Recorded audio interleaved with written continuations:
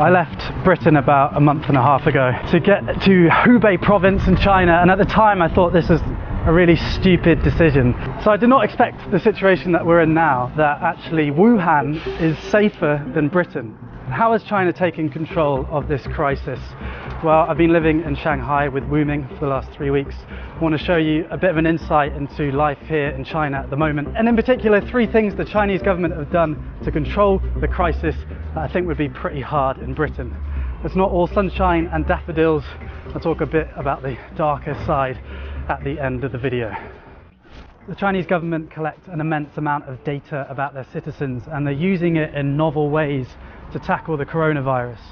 Every time Wu Ming and I want to leave the apartment complex, she's got to scan her face, and those images, as well as the images from all the CCTV cameras in China, of which there are about 200 million, are fed into a central database and then analysed using machine learning.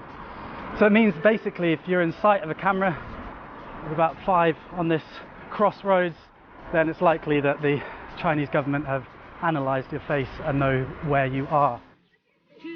Another big source of data is the WeChat app. You might have heard of it.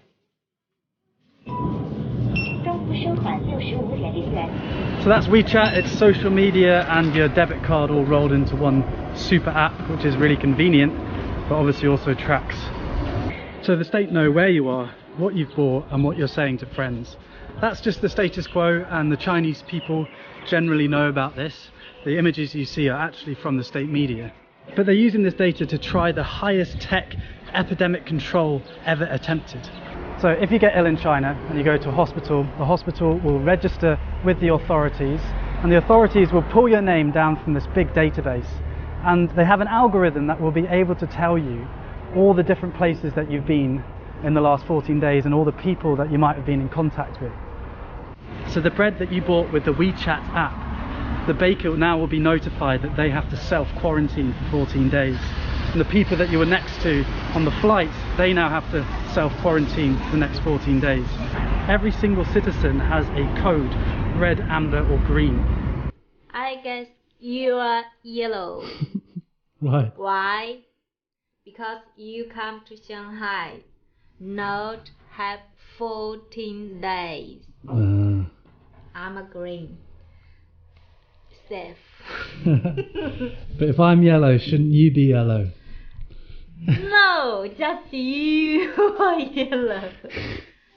Maybe next week you are green. Good. Some city only green. You can drive car on the road. If the other colors you can't drive on the road. Yes.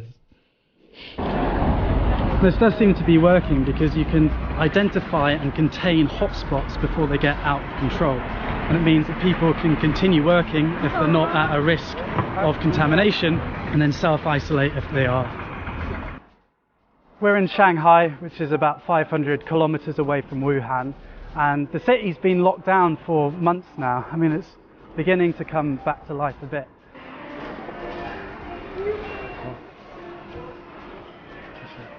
Last time I was here, there was basically no one here, so it's good the city's beginning to open up a bit. But generally you're not allowed to eat in the restaurants, you're allowed to buy takeaway, but you're not allowed to sit down and eat. This is Wu Ming's Tai Chi studio. My name is Wu Ming. I'm a Tai Chi teacher.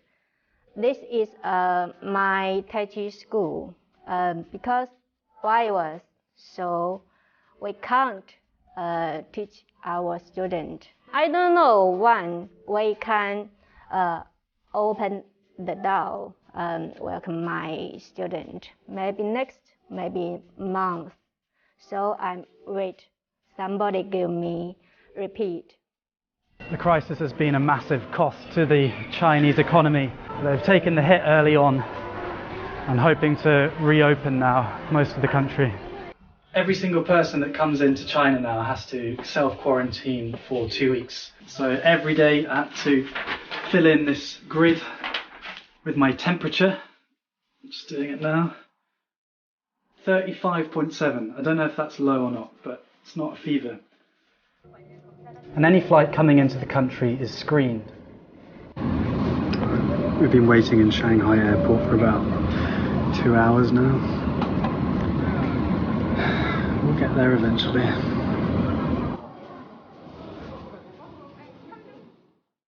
Compare that to Britain, where many flights left Italy, the centre of the European outbreak. On arrival, not even temperatures were taken. Controls were even tighter in Wuhan and Hubei, where you basically weren't allowed to leave the house. And you could only drive with a special permit. It's been the most aggressive disease control attempt ever in history. And it does seem to be working, because if people stay at home, the only people they can infect are their families, and then the transmission of the virus stops. So complete lockdown, tracing those with the virus with big data, and the glue that holds it all together is the intense promotion of social solidarity. The government have framed this as a people's war against the virus. There does seem to be a coming together of China. For example, 20,000 medical workers flew into Wuhan to help with the crisis. There's moving images of the doctors, both male and female, having their hair cut because supposedly there isn't time to shower. These messages of solidarity are all over social media and big adverts like these. 加油中国! We do it. Overcoming the epidemic requires collective action and personal sacrifice, like not panic buying and staying at home when you're told to. And the Chinese state has tools like these, screens in every public space, as well as controlling social media, and that has meant that the Chinese populace has complied with the requirements to control the virus, and not only comply but feel proud about it, at least on the whole. Comparing these bold actions of the Chinese state against Britain's response, which has been wash your hands, it could make Western democracies look impotent, and that's certainly the narrative that the Chinese media are pushing. But as you've probably thought to yourself watching this video, there are downsides to these policies. I'm not going to talk about them. I'm in China to share their ancient philosophy and Tai Chi and all these wonderful things about China, and I don't want to risk anyone around me. But if you want to learn more, I would read Orwell, and I've linked some articles and videos in the description. I'd love to hear your thoughts on what we should and shouldn't take from China's experience. In this time of crisis, where I'm worrying about my loved ones like I imagine you are, I hope that we can get through this, and I hope that we remember our values, the values of freedom and mutual respect. Historically and today, these aren't the norm, and so they're precious. Thanks for watching. I will see you when I see you next. Mask back on.